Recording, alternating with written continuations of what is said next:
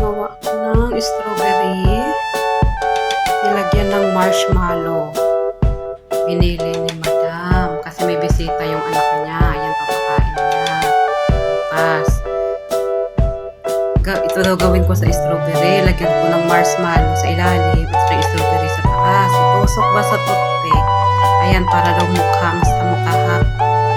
Para mukha daw si samtahat, sabi niya. Ayan, ginawa ko na.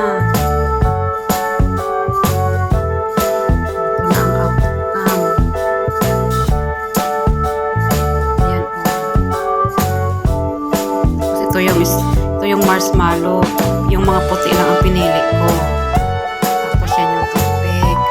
Tapos meron silang gingerbread house na gagawin nilang decoration. Lalagyan nila ng decoration. Ginger house. Ayan o. Ayan, buo na siya na bahay. Ayan. Lalagyan nila ng decoration ng mga ganito. Pinili niya sa Kukwa, Info.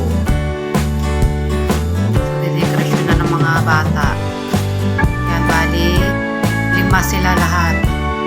5 yung alaga ako, bali 4 yung bisita niya, pang 5 siya.